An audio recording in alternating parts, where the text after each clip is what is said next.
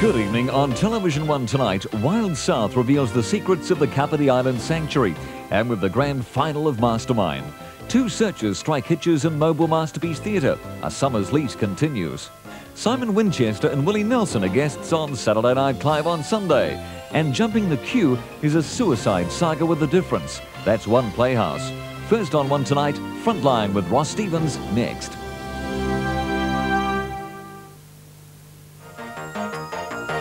What I'd like to know. What I'd like to know. What are you going to do? What I want to know. What are you going to do? Are you going to keep your promises? Why is Mike Moore Prime Minister? Surtax. University fees. Tax reforms.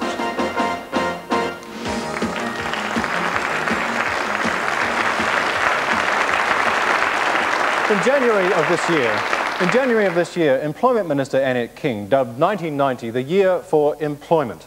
9 months later, on reading of the 200,000 New Zealanders who are out of work or looking for work, Jim Bolger dubbed Mike Moore Mr. Unemployment. On one thing, though, both parties are agreed. Unemployment is the issue of the 1990 election. And it's the issue for us tonight as we come to you live from Christchurch. Hello and welcome to this special Question Time edition of Frontline. We've brought together people who want straight answers on what's gone wrong with New Zealand Inc. And up here we have the politicians with their answers. David Cagle. In just under 2 years, he's been Finance Minister to 3 Prime Ministers. And as recently, we understand, purchased a family home back in Christchurch, presumably in anticipation of a move out of the beehive. What he thinks about ID cards to prevent benefit and tax fraud, or 40,000 jobs from New Zealand's top 100 companies, we'll find out later. Welcome to you, Mr. Cagle.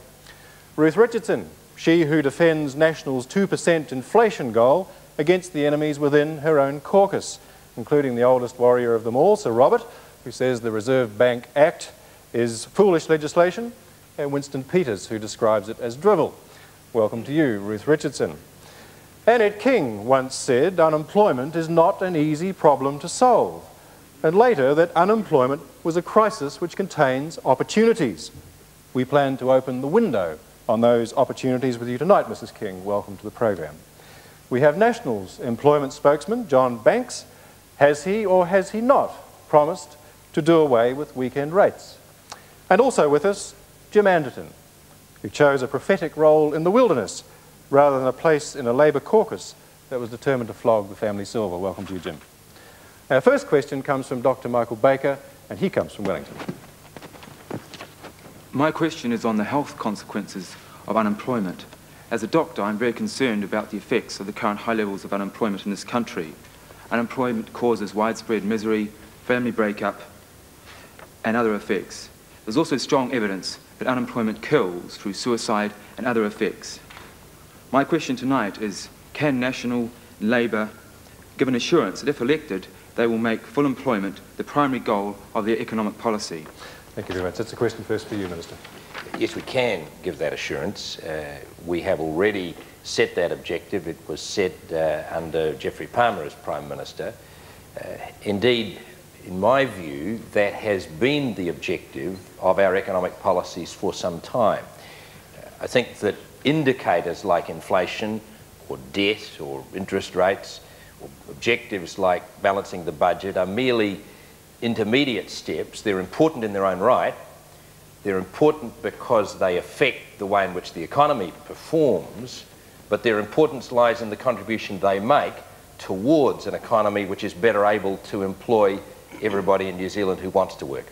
So is employment your number one objective? Is that what you're saying? I'm saying that, and indeed I said it the day after I became the Minister of Finance. I recall saying at that time that I thought we had then reached a stage where employment should be more important than inflation, and I believe that it has been in that time, though obviously I believe that it has been in that time in terms of what it is that we are aiming to achieve. Inflation, getting inflation down is very important because it will create more jobs, because it will enable us to compete with countries overseas. But the objective we're steering to is to get employment. Ruth Richardson. Well, growth and jobs are the twin objectives. Somebody who's unemployed just doesn't want worthy objectives. They want policies that will work. I mean, high interest rates are the enemy of jobs. High deficits, government spending what they don't have, complex tax systems are the enemies of jobs. You know, you kill off small business, you kill off job opportunities. That's why National's economic policies are about redesigning those tax and benefit systems so that people are not better off on a benefit and worse off in work.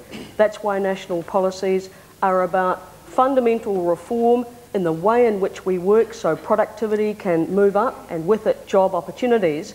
And that's why finally we put such emphasis on education. You know, at the moment we're a low wage, low skilled economy. Lift the level of skills, you finally lift over time the job opportunities. Michael Baker, are you satisfied with what you've heard? Not totally. What's wrong? I'm concerned that there's an emphasis on a low inflation target ahead of creating jobs. Can I respond to that? Yeah. The reason why we set the target, and we did 2 or 3 budgets ago, and then National said yes, they agreed that 0.2% inflation would be their target as well. There's no great magic to that number. It was set by a process of looking at the inflation rate in other countries, specifically the countries we trade with. The reason why I think it is important to get our inflation rate down to between 0 and 2% is because when we do that, we'll be competitive in all the major countries we trade with, notably Japan, that even now has an inflation rate of between 2 or 3%, our largest trading partner for sure over the next decade. If we're uncompetitive, if we've got a higher inflation rate than they have, then we'll be struggling just to hold our market share there rather than selling more goods there, which is what we need to do. It's not important in itself. It's important for the contribution it makes towards getting more jobs. It's certainly not more important than creating jobs. It's a step towards doing that. Jim Anderton, can we bring you in to speak? Yes, well, there's no question that unemployment creates health problems. Studies all around the world show that. And if this government's been trying to get down unemployment, God help us if they actually tried to get it up. If you went to a doctor and he was immunising his patients against a disease, and you found that more and more of the patients were getting the disease, you get a new doctor. And we need a new government, actually. This policy is not working. I can see we've got some new Labour Party people here tonight. Mary Gerber, can we come to you? They're not new Labour Party people. Unless they've got some new members. I'm here as spokeswoman for the silent majority today because I thought it was about time they had a say. And by definition, I shouldn't have too many of them disagreeing with me, at least not verbally. So, one of the things that concerns us greatly about our country at this time is that with the current system, we're moving towards a generation of dependent victims. Currently, we have an idle workforce of approximately 130 to 200,000 people that we're paying to do nothing. What I'd like to know from the Minister of Employment is why the government has not ensured these people contribute back in return for the benefits they receive. Now, this is what the people who are paying the bills want. You want people, in other words, to work for the dole? That's right, because they know that the only way that we're going to get this country out of the mess it's in is by rewarding the producer, not the non-producer. Anna King, it's a direct question. Yes. I believe it is destructive for people to spend a long time on the unemployment benefit, and I think everybody acknowledges that. I think one of the things that we've tried to do is to provide a range of options for unemployed people so they can move off the unemployment benefit. That means you don't just provide jobs for people planting trees in Whangarei, but you try to provide a range of training, you try to provide wage subsidies for employers, right through to work programs, because unemployed people, in my view, are individuals. There's no one big approach to them, but you need a range of options. In the last 2 years, we've spent time putting together that range of options so people can be helped off the dole. And one of the major weapons we are using for that is to actually concentrate on the individual unemployed person to find out what they need to get back into employment. I think you're being asked if why not require everybody who's on the dole to work for that dole. I think that's an easier thing to say than to do. We're certainly doing it for people who are young people under 18 years of age. If they're not in training or at school or employment, there is no unemployment benefit. That means you're but not it is much harder to do it for other people if you cannot provide things for them to do. And one of the things we've been doing is putting together a range of things for people to do if they are unemployed. However, I don't believe everybody who is, and you mentioned 200,000, are doing nothing, because that includes people who are on the sickness benefit, people who are invalids, who are injured, women looking after children at home and so on. I believe they are doing something.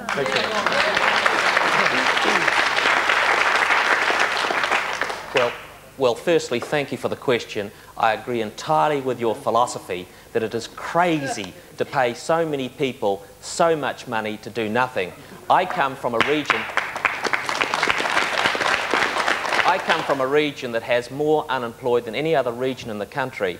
Whangarei has been savaged by a government's economic policies that have failed them. And the human ecology of the community has changed so drastically.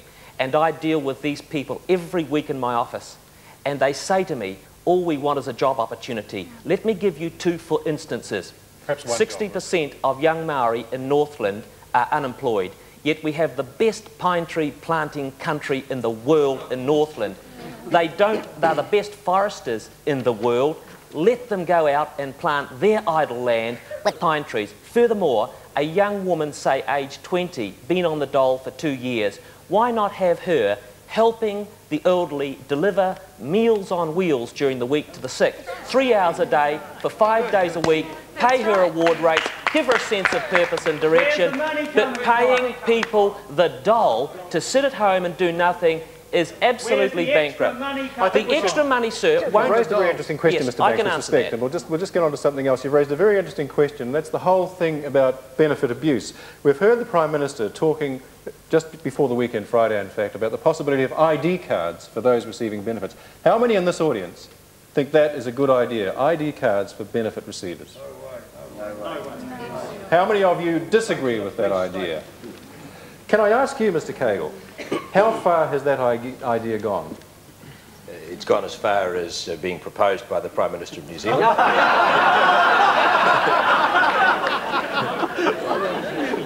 Did you know about it? On the basis that there would be a free vote in Parliament on the matter. I think that it is important. It is a substantial contribution to the discussion of how we can reduce the amount of money that the government loses through fraud. I don't dismiss that issue lightly at all. The Australians have demonstrated through a number of measures which we have yet to copy that there are many things that can be done to limit the money lost through fraud, and I think that that is one that should be considered and should be put in front of Parliament as the Prime Minister proposes. Mike Moore said that some of his colleagues, including yourself presumably in the Cabinet, were lukewarm on the proposal. It sounds to me as if you're lukewarm on the proposal, perhaps because you didn't know about it ahead of time. Yes. And there's no reason why I should. I think the big difference is that we have a Prime Minister who's quite comfortable proposing ideas for the country to consider without feeling that he needs the Cabinet's authority to do that. I remember not so long ago a Prime Minister who didn't propose matters without consulting his Cabinet. He made decisions without consulting his Cabinet. No, Sir Robert's still in Parliament, but he's no longer in a position to dictate in that kind of way. Did you know about the scheme, 40,000 jobs, the top 100 employers? Were you aware of that? Yes, I was, and I think that that's an excellent Before or after proposal. the announcement? I was aware of it before it was made. And do you support that? Do you think that's practicable? Do you think that's enough has been done on that to make that work? Let's be clear what the proposal is. What the Prime Minister is saying is that we will have a major conference with the trade union movement and with employers before... Yes, we did, and it was extremely successful in building a consensus around a set of policies which have been pursued since then. I think it's a good idea to go back and follow that kind of process through once more, and I think that it should be more than just the matters that we have reached agreement in relation to the trade union movement with. I think that it's important that we do more than just talk about the wage side of the economy. We should be talking about jobs as well, and employers should be brought into that process. Ruth Richardson, I want to come to you. I want to know about your attitude to ID cards. Well, I think it's a classic example of panicky policy making on the hoof. ID cards... ID cards have got all the trappings of Big Brother. And the basic problem is this. Businesses have been burnt off. There are 200,000 casualties. So now that we've made the biggest growth industry in this country dependency on the state... Let's get back to the question. I understood Mr Bolger was saying that we're now going to strap them down. We're now going to strap them down and ID them. It assumes that everyone is a cheat. No. I don't assume that at all. I think that there is a proper case for the sharing of information between the Department of Inland Revenue and the Department of Social Welfare. I mean, you can go in now to the Department of Inland Revenue and get any number of IRD numbers. That ought not to be able to happen. But my Joves, competent government means you're eliminating waste, you're chasing the cheats every minute of your administration, not when you're facing the executioner. I don't know whether that means you're in favour of ID cards or not. I do not support ID cards. They are the trappings of Big Brother. I am a freedom-loving New Zealander. I want to create opportunities. We'll take a break. When we come back, we're talking agriculture and other matters.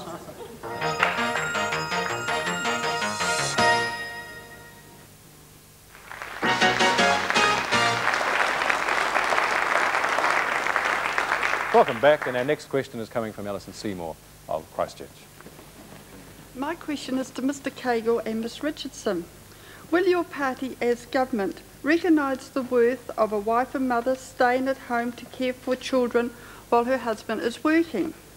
As a single income family, we believe that there should be some form of concession for the husband supporting his wife who has chosen to be at home. There is much talk nowadays about the family unit, and a mother at home caring for children is an investment in the future of these children and in the community at large. Are you going to recognise us? Well, the world has changed for women. Indeed, women have changed the world. The problem that your question addresses is that the taxation system hasn't changed with it. I personally am very committed to ensuring that barriers don't stand in the way of women's choices, whether your choice to be a parent at home or my choice to combine children and careers. But my number one priority must be to ensure that the national government makes the policies we can afford. And while I've got a personal commitment, to ensure when we get growth in this economy, we can recognise the worth of women, we have to ensure that we make the policy making that we can afford. So our commitment is to research the options, but first get the growth and get the jobs. Does that mean no? It means that while we have the commitment to recognise the choices that women make, we have no policy platform that involves a payment to women at home. That cannot be afforded. I believe that we do have a modest means of trying to recognise the work that you're doing at the moment. Whether it's a mother at home or a father at home with responsibility for the children, that is clearly a very important job. We've tried to recognise that in two ways. Firstly, through family support, which is a payment made to both parents at the moment, but from next year we are shifting the full family support payment so that all of it goes to the parent with custodial responsibility. And that payment is based on the number of children you have and based in relation to the income that's coming in. The other way in which we've tried to help is less well known and directly uses the tax system, and that's through what's called the Guaranteed Minimum Family Income. It was brought in some years ago, but under this government, it's not as well known as I think it should be, and I would like to see more emphasis given to it over the next 3 years. I'd like to take a show of hands again on this. How many in this audience think that tax concessions for women or indeed fathers who stay at home ought to be reintroduced, brought back? Say, put your hand up if you agree that that should happen. Okay, put your hand up if you don't think that should happen. Is that going to be possible under your administration? We will be a government that sets priorities. Our first priority is to make the commitments that we can afford. Families wouldn't thank us for spending money that the country doesn't have. That's the stuff that creates the high unemployment that is so stressful for families. Jim Anderton. Well, there's no doubt that the caregivers in this community, whether they're men or women, are people who make a real social and economic contribution to New Zealand society. And the government has made a lot of play about transferring the care of people out into the community, but there's very little of the resources needed to do that going out into the community.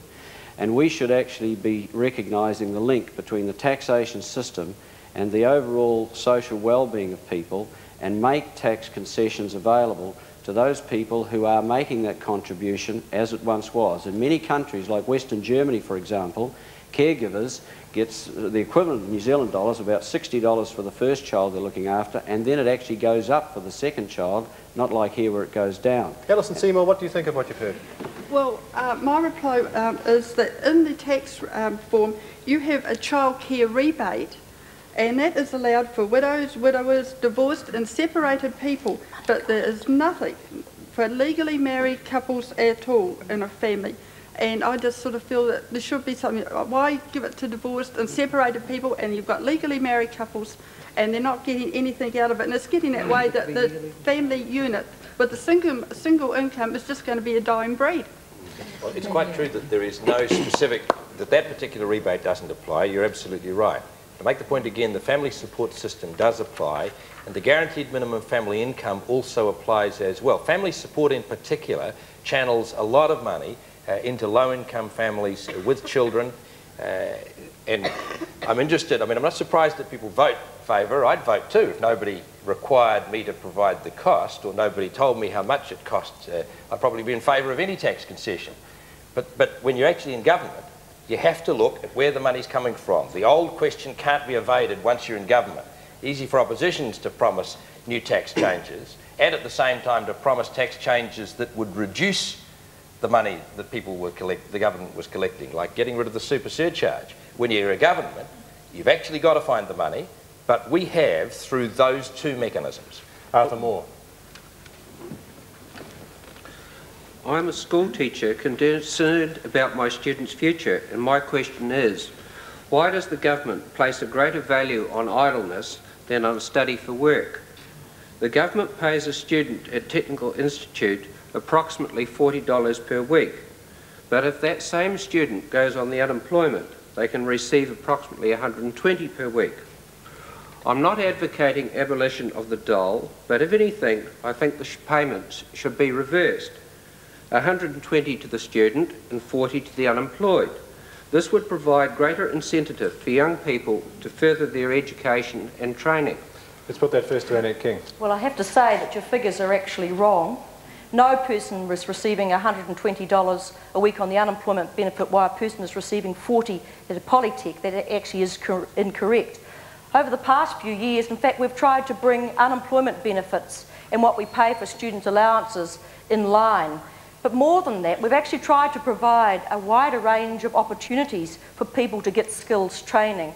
And I can remember 2 or 3 years ago where there was no level of training for young people who couldn't make it to universities or to polytechs. There's now 80,000 young people a year going through access training. There are more opportunities. There are 40,000 more opportunities in our polytechs and our universities. More opportunities in traineeships, because we've acknowledged that in this country we do have to raise our level of skills. We've done very badly in the past, Let's just come back and to the this point government's been committed to that. Let's just come back to the point for a moment. The point is there nevertheless. No, we're not talking education, we're talking dole versus bursary. I wonder, the facts aside, are you standing by the principle whereby your kids, and I understand you are a high school teacher, are in doubt as to whether to go on to tertiary institutions or to go on to the dole because of the difference in their value? I've recently had the situation of students weighing up which they are better off to do. Do they go surfing and get more money than what they would get to go to the technical institutes? There's also the situation of the cost of $1,500 per year to go to the technical institute, plus books, plus transport, and so on.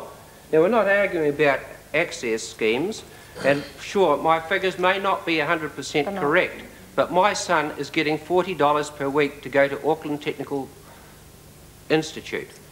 Yes. Well, he's obviously under 18, or just 18. To receive the unemployment benefit at 120, you must be over 20. I don't think that is the point, though. I think the point you are missing, is the benefit that your son would get if he went into training compared to a life of nowhere sitting on the dole. And one of the things we have done is to say that if you are under 18, there will be no unemployment benefit. You must either be in training, you must be at school, or you must be in a job. And that is to make sure that people do not end up as young people locked out of those opportunities. Well, I agree entirely with the sentiments the questioner expresses. It doesn't make sense at all. The same as it doesn't make sense that a married man with 3 children driving a truck for a living 40 hours a week is worse off than his neighbour with 3 children on social welfare. That doesn't make sense. And as far as the National Party is concerned, sir, if you're 15, 16, 17 or 18 and you leave school and you're looking for a career option on the dole, you're going to be very, very disillusioned because there will be no dole at that time. We see it as bankrupt to pay young people who need upskilling the dole to sit around and do nothing, at the same time penalising those young people in tertiary training who are struggling to find the necessary fees that this government said they wouldn't put on them to pay those fees to stay in training. Well,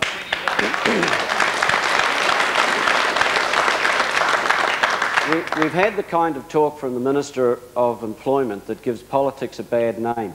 She doesn't say that the Labor government promised that they would not increase tertiary fees, and they increased them from $165 a year to $1,250 and next year to $1,500 for politics, and they talk about opening up opportunities. They're closing them down. And the second thing, I have a young dental student in my electorate who's going into his 7th year at dental school in Otago. He gets no tertiary benefit whatever. He's been going for 1 year without a tertiary benefit, cuts out after 5. He's trying to qualify as a dentist. If he has to leave next year, he'll be unemployed. I go to the social welfare department to try and get some help for him. They won't give him any help as a student to finish off and then pay back the loan and earn money and pay tax as a dentist. But if he leaves dental school and goes on the dole, I'll pay him the dole. That's a stupid system and we should change it. What's he going to do about it? It's called work. We're going to take a break. When we come back, we're in a bind.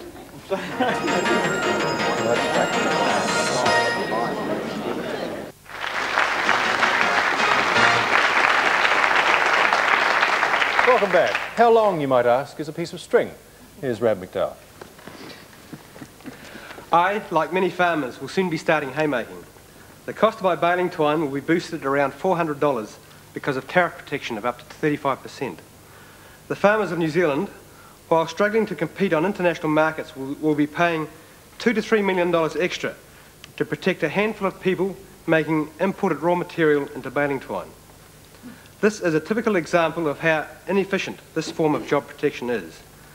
Would it not be better to let that $2 to $3 million flow through into the efficient areas of the economy, creating many more jobs?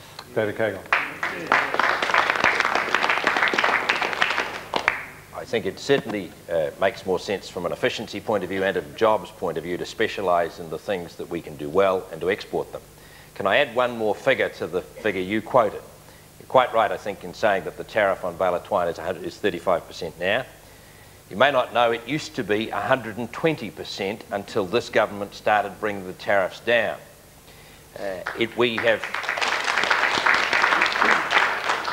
We've made substantial reductions on tariffs faced by farmers, and we've removed import licensing on virtually all the products that farmers use as well. There would have been an import license applied to that product 6 years ago, I'm sure.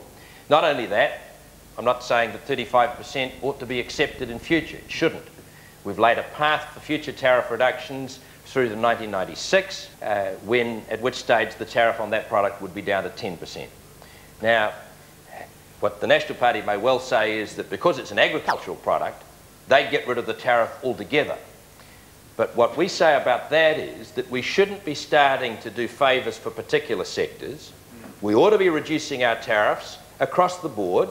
And the reason for taking so long about it, and we have taken longer than farmers in particular wished, the reason for taking a while about it is so that those firms have got time to adjust, shift their production across to the things they can export, lift their marketing effort, take advantage of the opportunities in Australia and in other countries.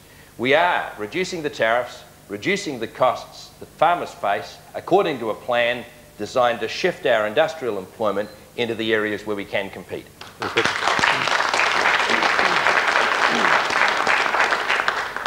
Well, you know, the best favour we can do for ourselves is get some profitable production.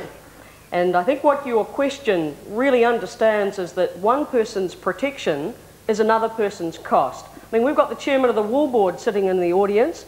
He knows that we've got to be profitable, we've got to be competitive through our international trade. And that means getting all costs down. But it's no good just getting down the cost of protection, for example, if at the same time you're putting up the cost of money, or the cost of ACC, or the cost of the taxation system. So it's a matter of getting all the costs down. It's about being competitive internationally, and it's about understanding that we need balanced economic policies where you don't just scorch off one sector and impose costs on them and then pay the price in terms of high unemployment. Brad McDowell, do you want to come back? Are you satisfied with what you've heard? I agree with the Minister when he says they're coming down, but in the meantime there are severe cost imposts on all exporters. The baling twine one is a typical example of the way it affects farmers.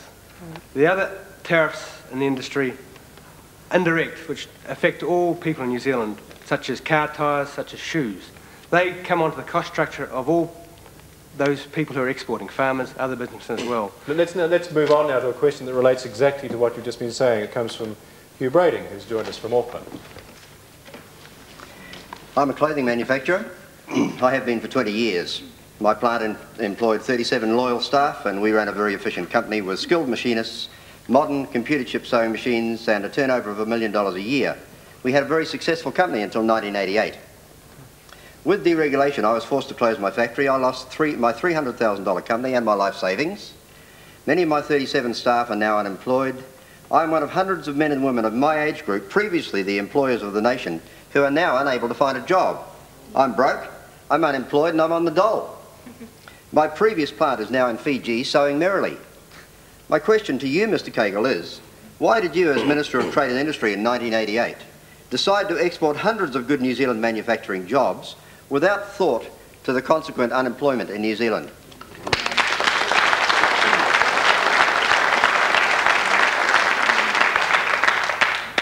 Well, I can assure you that we did give a great deal of thought to the consequences in terms of employment. Then you did it. This question is the counterpart to the one previously.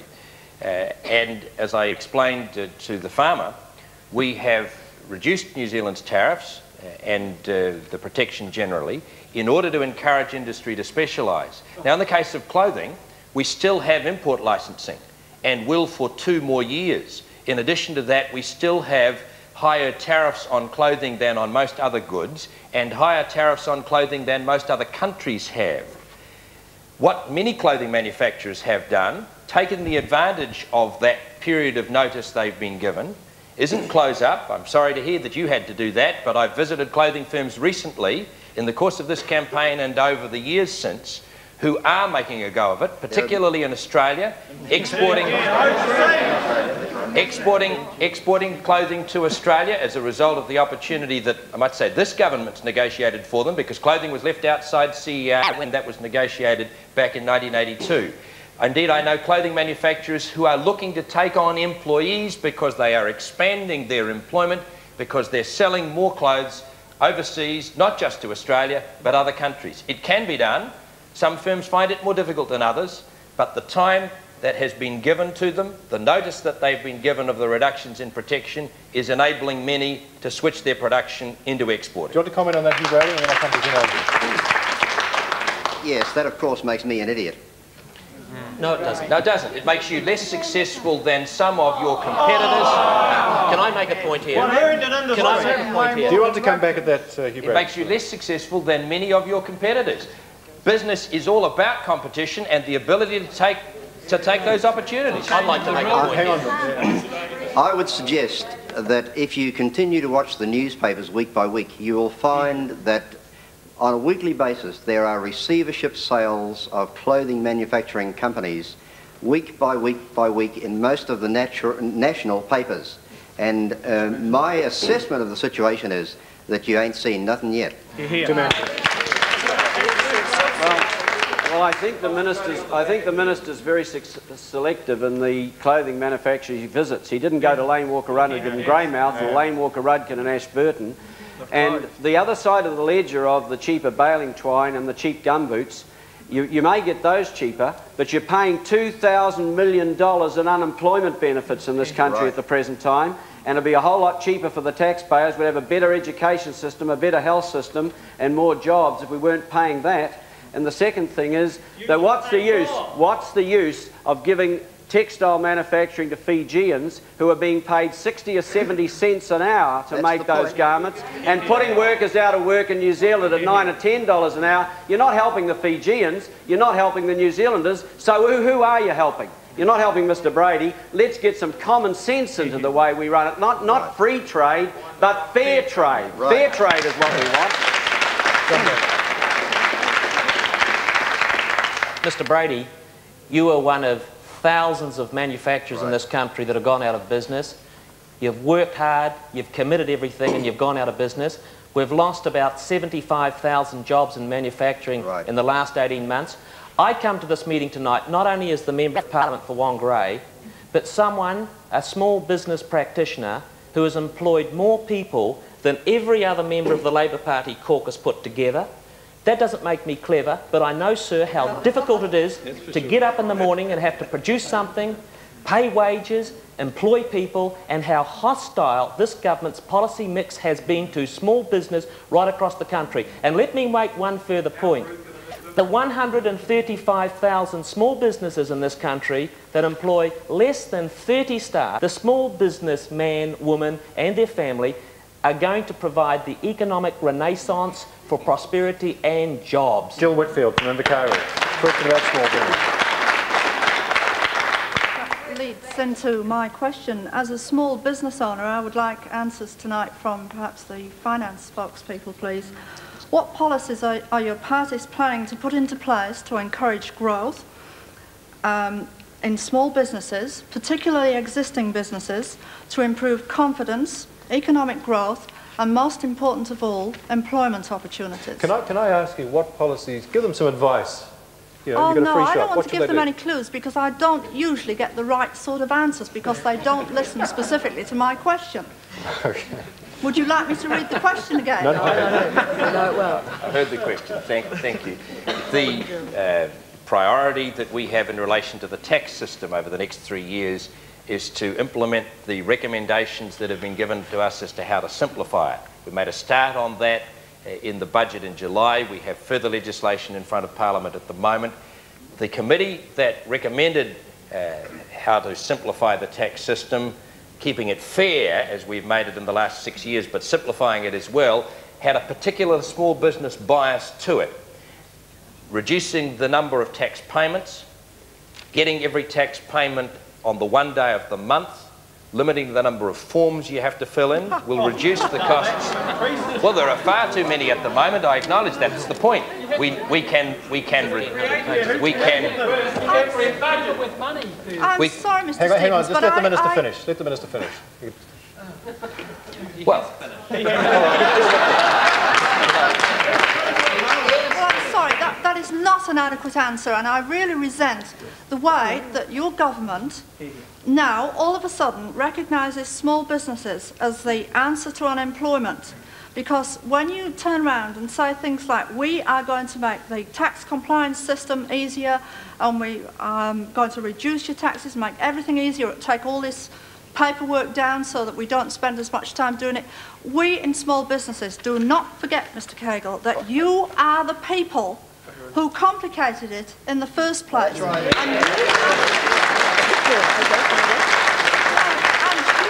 And you are the people who have bled small businesses dry, and you've taken more taxes from them, and all right, you have to get your money from somewhere, but what is the point? All right, what is the point in squeezing small businesses dry and taking more money from them when you then have to turn around and pay that finance out to the people that you have made unemployed in the process? You've made your point very well. Ms. Richardson, what are you going to do with this? I think that the key word is confidence.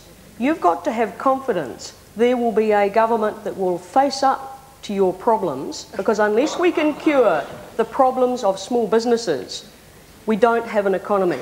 Facing up to the problems means, first of all, our government will control government spending. That is the single most important contribution we can make to lower interest rates.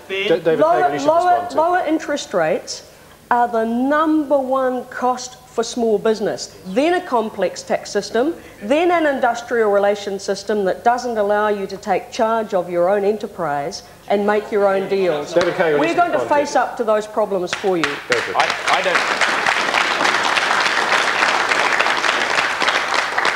I don't for a moment want you to forget. I want you to remember that the tax rate... I want you to remember that the tax rate used to be 45 cents. 45 cents in the dollar on every company, and it's now 33. The difference was that the big companies never paid 45 cents in the dollar. The big companies had dozens of loopholes that they could exploit. I want you to remember that, because the National Party are promising to reintroduce many of those loopholes, and they won't be available to small businesses. When we come back, we're looking at foreign investment. Back in a moment.